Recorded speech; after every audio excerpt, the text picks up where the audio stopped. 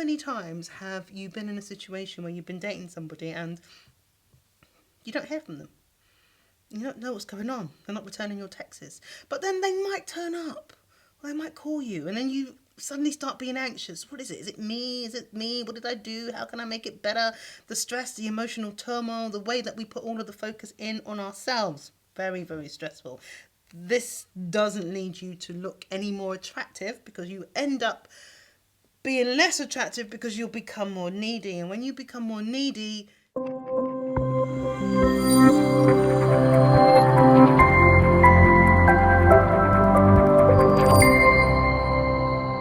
welcome to Relationship SOS, episode 1.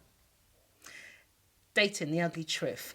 I did a podcast recently, well, maybe a couple of weeks ago, on explaining the variations of dating. So, I suggest have a listen to that podcast, because it explains so much about the categories that I'm going to talk about now. Okay, how to survive dating.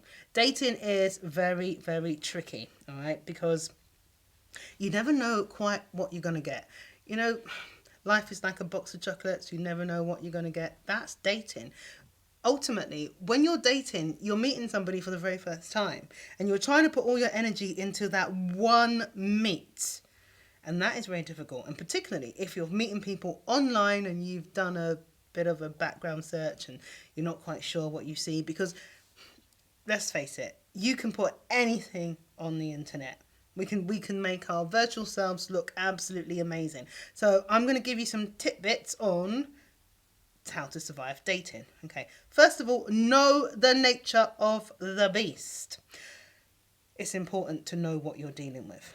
Understand what is happening to you and what you're involved in, because there are certain terms here which I'm going to mention which will be completely explained and elaborated in the podcast, such as cookie jarring, breadcrumbing, benching. Really important for you to understand those terms, okay? So have a look at that podcast and listen. How to not get cookie jarred now, or breadcrumbed, fed breadcrumbs, or benched. Let me explain this very briefly. A cookie jar is as though you've been put in a cookie jar and you put on the shelf, and your job is to stay there until somebody is ready for a cookie. You get the point.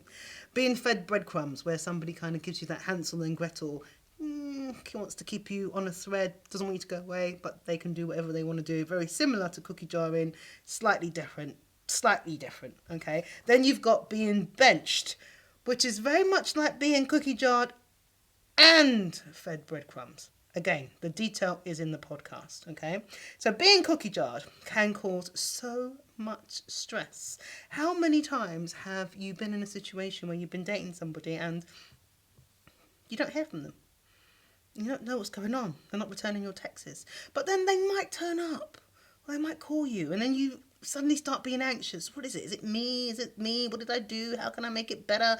The stress, the emotional turmoil, the way that we put all of the focus in on ourselves. Very, very stressful.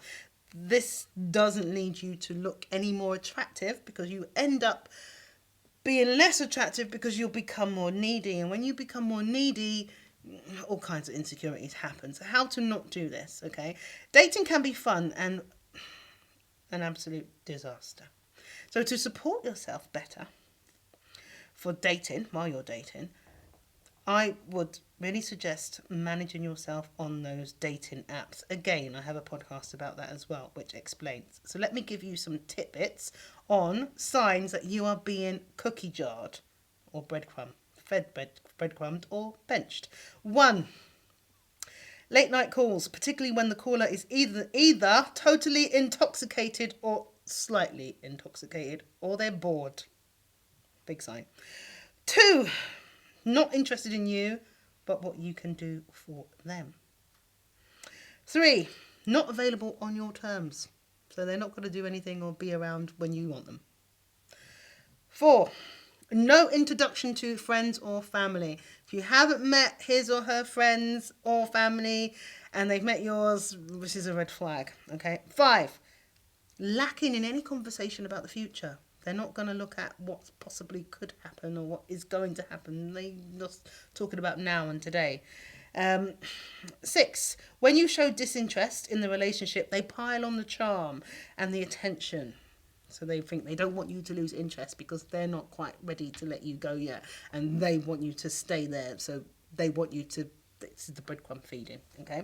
And 7, last minute cancellations and elaborate makeup attempts.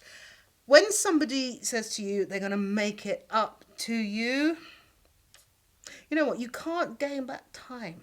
Okay, so if something has happened and it's a disappointment, nobody can make it better. You can just have another time which you do something else. But when they start making it up, this is an alarm bell. Okay, if somebody does not have the time for you, they're never going to have the time for you. It's all about them. Okay, so this can leave you in a whirlwind of confusion. Not to mention the low blow to your self-esteem and confidence, which is why dating can be a mess. And most people do not like to do it for fear of what it's going to do to them. So how can you deal with yourself better with dating? I'm going to tell you how. Sign up to the newsletter where you will get direct information on how you can date better, how you can be successful in dating, and how you don't have to lose your confidence, how you can build your confidence and date, how you can deal with the apps, how you can deal with people, how you can be yourself. So sign up to the newsletter now because it's all about you now. And get weekly information about how you can improve your relationships and improve your chances of dating.